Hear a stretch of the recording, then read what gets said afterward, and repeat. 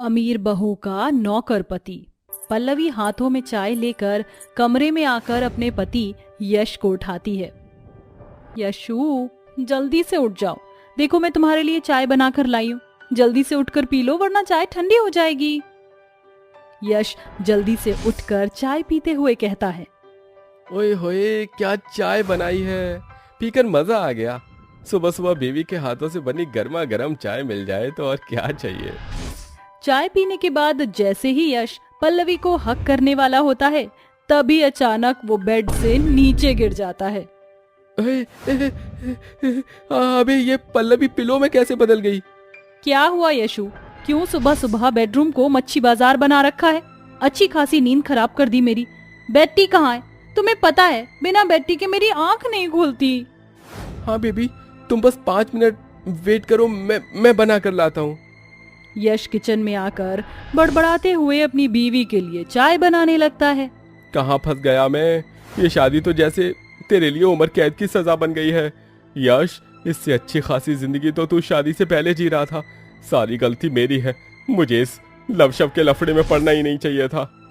ऐसा सोचते हुए यश पुराने दिनों को याद करने लगता है। यश, अब मैं तुमसे दूर और नहीं रह सकती। तुम घर आकर डैडी से हमारी शादी की बात कर लो। ठीक है पल्लवी, मैं कल ही माँ के साथ तुम्हारे घर आता हूँ। एक तरफ यश अपनी माँ गायत्री के साथ पल्लवी के घर आने वाला होता है, वहीं पल्लवी के फोन पर उसकी सहेली मीता का फोन आता है। हे मीता, कैसी है तू? I am good darling. क्या बात है, आज तू बड़ी खुश लग रही है।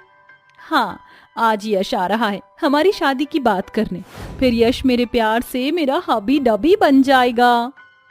वो तो ठीक है, मगर तू ना यश को अभी से अपनी मुट्ठी में कर लेना, क्योंकि ये हस्बैंड्स ना बहुत ही टिपिकल टाइप के होते हैं। तू टेंशन मत ले, मुझे पता है कि शादी के बाद मुझे अपने हस्बैंड को कैसे हैंडल करना है। कुछ ही देर में गायत्री और यश पल्लवी के घर आते हैं। डैडी, ये यश और उसकी मम्मी हैं, और ये मेरे डैडी संदीप महेश्वरी हैं। नमस्ते बहन जी। पल्लवी मेरी इकलौती बेटी है। मैंने इसे बहुत ही प्यार से पाला है, मगर मेरी बेटी की खुशी आपके बेटे के साथ है, इसलिए मुझे रिश्ता मंजूर है। संदीप बड़े ही धूमधाम से अपनी बेटी पल्लवी की शादी यश से कर देते हैं और पल्लवी बहू बनकर गायत्री के घर आ जाती है। आओ पल्लवी बहू, आज से इसे अपना ही घर समझो। इस कलश को गिराकर गृह प्रवेश करो। गृह प्रवेश होने के बाद पल्लवी यश के साथ कमरे में आती है। उफ, यश, इस कमरे में कितनी गर्मी है, प्लीज एसी ऑन कर दो। सॉरी पल्लवी, मेरे घर में एसी नहीं है। व्हाट? आज के जमाने में तुम्हारे घर में एक एसी भी नहीं है? कम से कम कूलर ही ऑन कर दो। सॉरी पल्लवी, मगर मेरे कमरे में कूलर भी नहीं है। ये सुनकर पल्लवी गर्मी से चढ़कर कहती है, ना तो इस कमरे में ही एसी है और ना ही कूलर है। अब इस खटारे से पंखे में सोना पड़ेगा। पल्लवी लहंगा चेंज करके एक शॉर्ट नाइटी पहन लेती है। अब थोड़ा बेटर फील हो रहा है। आउच! ओह नो, लगता है हाई हील्स के कारण मेरे पैरों में स्वेलिंग आ गई है। यश, प्लीज मेरे पैर दबा दो, मुझे बहुत दर्द हो रहा है। मगर पल्लवी, मैं कैसे? मैं तो तुम्हारा पति हूँ। हाँ तो क्या हुआ? चलो अब जल्दी से मेरे पैर दबाओ। बेचारा पति रात भर पल्लवी के पैर दबाता है और कुड़कुड़ाते हुए कहता है, सुहागरात की कितनी एक्साइटमेंट थी मुझे, मगर मैं दुनिया का पहला बदनसीब पति हूँ जो सुहागरात के दिन जोरू की गुलामी कर रहा हूँ। आधी रात को गायत्री अपनी बहू और बेटे के कमरे के आगे से गुजर रही होती है, तो खिड़की खुली हुई देखकर उसकी नजर अंदर चली जाती है। हे राम जी, सुना तो था कि शादी के बाद बेटे जोरू के गुलाम बन जाते हैं, मगर मेरा बेटा तो शादी की रात ही जोरू का गुलाम बन गया। पता नहीं ये अमीर बहू मेरे बेटे से और कौन कौन सी नौकरी करवाएगी। अगली सुबह यश ऑफिस जाने के लिए तैयार हो रहा होता है, तभी पल्लवी अंगड़ाई लेते हुए उठती है। Good morning Yashu. Good morning Pallavi, please जल्दी से मेरे लिए ब्रेकफास्ट बना दो। व्हाट? मैं इतनी सड़ी हुई गर्मी में तुम्हारे लिए ब्रेकफास्ट बनाऊं? अपने डैडी के घर में मैं खुद से एक गिलास पानी भी नहीं पीती थी। हाँ बहू, हमें पता है कि तुम अपने मायके की अमीरजादी हो, मगर ये तुम्हारा ससुराल है और तुम इस घर की बहू, इसलिए मेरे बेटे के लिए तुम्हारी जिम्मेदारियां बनती हैं। सासू जी, ये बेटा बेटा का राग अलापना बंद कीजिए, क्योंकि अब आपका बेटा बाद में है, पहले मेरा पति है और ये वही करेगा जो आपकी ये बहू उसे कहेगी, है ना यशु बेबी? देख क्या रहे हो? हाँ कहो, वरना मैं मायके चली जाऊंगी। हाँ पल्लवी। चलो अब जल्दी से मेरे लिए बढ़िया सी गर्मा गर्म चाय और साथ में गर्मा गर्म समोसे बना कर लाओ। बेचारा पति अपनी बीवी की फरमाइश को पूरी करता है, जिस कारण उसे दफ्तर पहुंचने में देरी हो जाती है, जहां उसे बॉस की डांट खाने को मिलती है। अचानक यश को अपनी पत्नी पल्लवी के चिल्लाने की आवाज आती है। यश, चाय बना रहे हो या बीरबल की खिचड़ी? बस बन गई पल्लवी बेबी, अभी लाया। ये लो चाय। यश देखो ना, 2 दिनों से ये लॉन्ड्री वाला आ ही नहीं रहा। क्या पता बेचारा वो धोबी अपनी बीवी के कपड़े धो रहा हो। क्या कहा तुमने? कुछ भी तो नहीं। मैंने अभी देखा तुम कुछ फुसफुसा रहे थे। मैं तो बस होठ हिला रहा था, और मेरी क्या औकात जो मैं तुमको कुछ कहूँ। अच्छा सुनो, मेरे सारे कपड़े गंदे हो गए, ऑफिस जाने से पहले उसे धोकर जाना। पल्लवी, मैं पहले ही ऑफिस के लिए लेट हो चुका हूँ। अगर आज मैं ऑन द टाइम नहीं पहुंचा तो मेरा बॉस मेरी जान खा जाएगा। और अगर तुम मेरे कपड़े धोकर नहीं गए तो मैं मायके चली जाऊंगी। बेचारा पति कपड़ों की ढेरी लेकर उसे धोने लगता है, जहां उसकी माँ गायत्री कहती है, वाह रे मेरे लाल, शादी का लड्डू खाकर एकदम लल्लन टाप लोचे में फंसा है तू। बीवी की नौकरी करके कैसा लग रहा है? माँ, अब तुम तो ताने मत मारो। जिंदगी की धज्जियां उड़ गईं। घर में बीवी की नौकरी करो और ऑफिस में बॉस की। दोनों ने खून पी रखा है। हाँ तो किसने कहा था मीरजादी के साथ इश्क लड़ाने को और शादी करने को? बचपन से एक ही चीज समझाती आ रही हूँ तुझे कि बस ट्रेन और अमीरजादी छोकरी के पीछे मत भाग। अब देख, नौकर बना कर रख दिया है तुझे। अब तो पंगा ले लिया ना माँ, मगर तुम बताओ मैं क्या करूँ? तो बस जोरू की गुलामी कर, अब जो करना है मुझे ही करना है। एक दिन जब पल्लवी शॉपिंग करके घर आती है तो गायत्री एक गांव की देसी लड़की के साथ बैठी होती है, जो जल्दी से पल्लवी के पैर छूती है। गौर लागत है madam ji. Don't touch me, दूर हट मुझसे, गवार कहीं की। मम्मी जी, कौन है ये? हाय दैया सासू जी, आप इनको हमारा इंट्रोडक्शन ना ही दिए हैं। चलिए कोनो बात नहीं, हम है फगुनिया फ्रॉम छपरा, तुम्हारी सातन और यश जी की नई पत्नी। ये सुनकर पल्लवी बुरी तरह से चिढ़ जाती है और कहती है, यश ये क्या कह रही है? ये बिल्कुल ठीक कह रही है पल्लवी। मैं तुम्हारे साथ नौकर बनकर अब और नहीं रह सकता, इसलिए मैं तुम्हें छोड़कर इससे दूसरी शादी करूंगा। तुम बिल्कुल भी मत टेंशन आना, हम सासू जी का और यश का बहुत अच्छे से ध्यान रखेंगे और बहुत जल्द तुम्हारे पति को 8-10 बच्चन के पप्पा बनाकर तुमको फोटो भेजेंगे।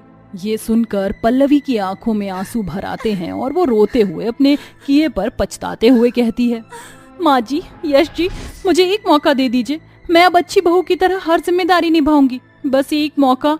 यश, मुझे मत छोड़ो, मैं तुम्हारे बगैर नहीं रह सकती। मैं सब कुछ करूंगी, तुम्हें ब्रेकफास्ट बनाकर दूंगी, तुम्हारे पैर भी दबाऊंगी।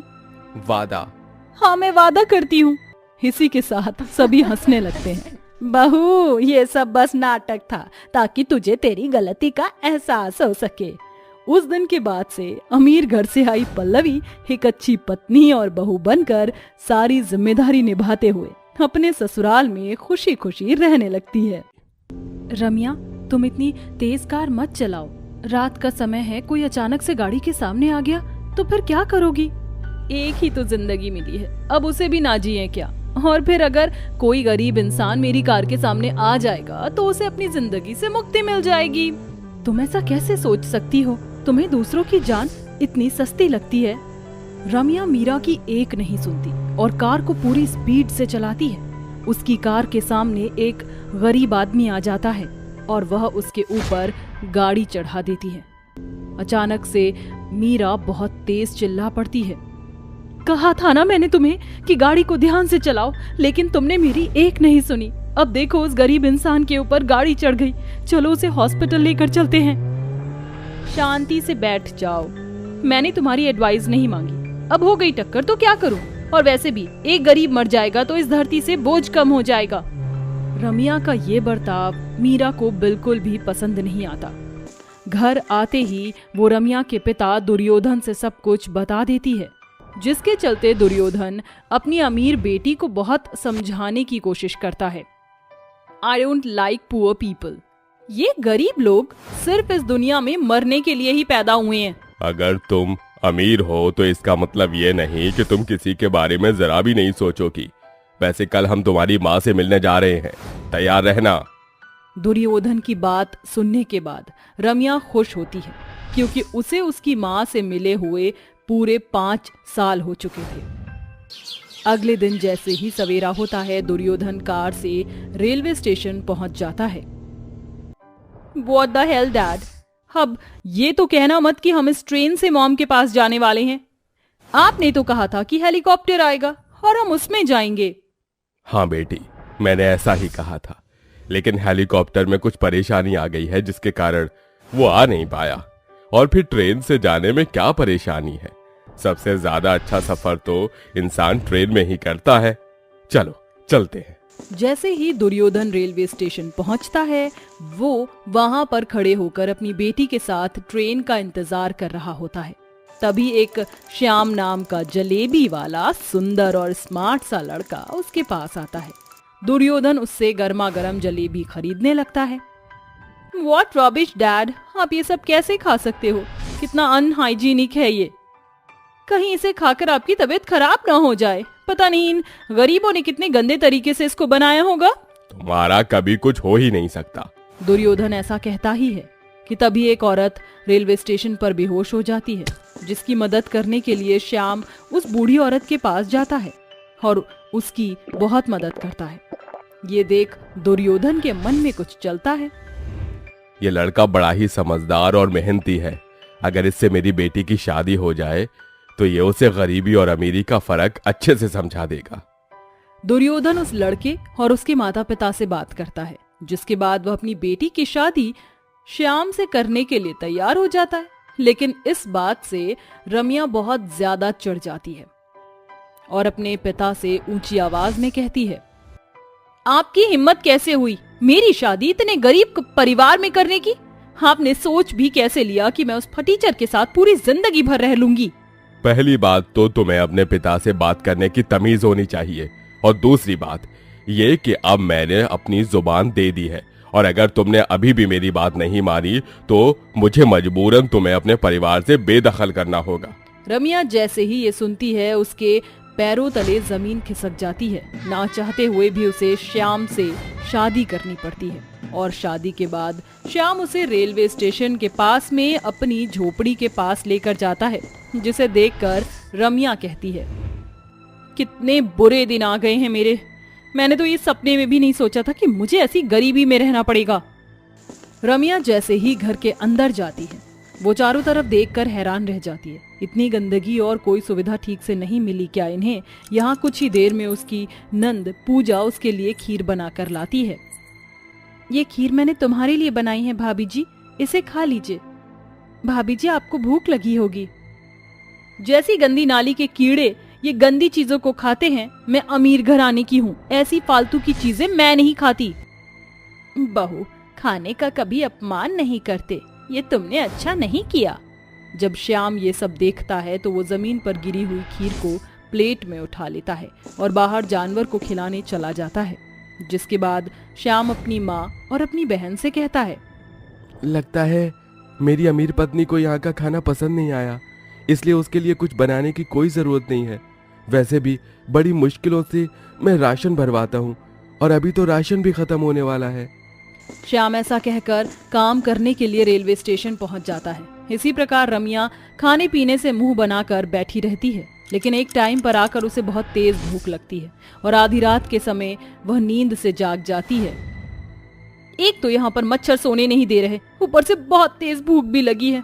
देखती हूँ कि मेरे लायक कुछ बचा कुचा रसोई में पड़ा है या नहीं। रम्या रसोई में जाती है और उसे चूल्हे के पास कुछ बर्तन नजर आते हैं, जिनमें थोड़ा सा खाना बचा हुआ होता है। वह उसी को खाने लगती है। इसी प्रकार अगले दिन से वह जब अपने गरीब ससुराल वालों का रहना सहना, उनके तौर तरीके देखती है तो उसे बहुत हैरानी रहती है। वह अपनी सास और ननद से पूछती है, तुम लोग इतनी गरीबी में कैसे रह लेते हो? अरे मेरे जैसा अगर कोई हो तो इस गरीबी में अपनी ही खुदकुशी कर ले। ये गरीबी हमारा गहना है बहू, ये हमेशा हमें अपने पास रखती है। भाभी जी, आप बहुत खुश नसीब हो कि आपके पिता बहुत अमीर हैं। उन्होंने आपकी किसी भी चीज में कोई कमी नहीं छोड़ी। काश ऐसा हर किसी का जीवन होता।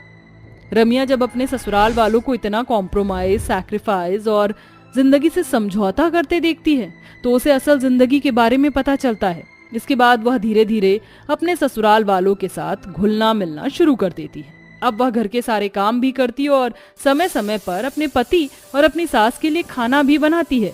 इसी दौरान वह गर्भवती भी हो जाती है। एक दिन ममता अपने बेटे श्याम से कहती है, श्याम बेटा, ये बहू का 6वां महीना चल रहा है और अभी तक तुम्हारे ससुर तुम्हारी पत्नी की गोद भराई की रस्म करने नहीं आए। वो तो बड़े लोग हैं, उन्हें इन सब के बारे में क्या पता होगा। माँ, कोई बात नहीं, आप अपनी ही तरफ से अपनी बहू को शगुन दे देना। ममता के पास तो इतने पैसे भी नहीं थे कि वह अपनी बहू को शगुन के तौर पर कुछ दे सके। उस दिन रम्या बहुत मायूस होती है। उसे अपने पिता की बहुत याद आ रही होती है। वह रेलवे स्टेशन पर अपने पति श्याम को खाना देने जाती है। तभी ट्रेन से उसके पिता दुर्योधन निकलते हैं और उसे देखकर हैरान हो जाते हैं। रम्या, इतने दिनों बाद तो मैं देख रहा हूँ, तुम ठीक तो हो ना? तुम्हारी बहुत याद आ रही थी। रम्या अपने पिता को देखते ही बहुत खुश होती है और उन्हें गले से लगा लेती है। पिताजी, मुझे भी बहुत याद आई आपकी। क्या आप मेरी गोद भराई करने के लिए आए हो? रम्या को अपनी गोद भराई की रस्म की बहुत ज्यादा एक्साइटमेंट होती है। तभी दुर्योधन के पीछे से उसकी माँ भी निकल कर आती है। मेरी बेटी अब बड़ी हो गई है। यकीन नहीं होता, तुम बड़ी होकर बहुत सुंदर और प्यारी लग रही हो। तुमने गरीबी को अपनी आंखों से देखा है, ये बहुत बड़ी बात है। ये जिंदगी का बहुत बड़ा सबक है बेटी। और हाँ, हम यहाँ तुम्हारी गोद भराई की रस्म पूरी करने आए हैं।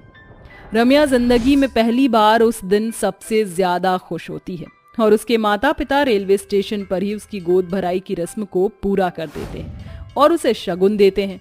उस दिन के बाद से दुर्योधन अपने दामाद यानी श्याम की बहुत मदद करता है और उसे अपनी कंपनी का CEO बना देता है, जिसके बाद उनकी परेशानियां धीरे धीरे खत्म हो जाती हैं। और जैसे ही रम्या अपने बेटे को जन्म देती है, दोनों परिवार बहुत खुश होते हैं। जिंदगी के सबक को सीखने के बाद रम्या अपने पति के साथ खुशी खुशी रहने लगती है।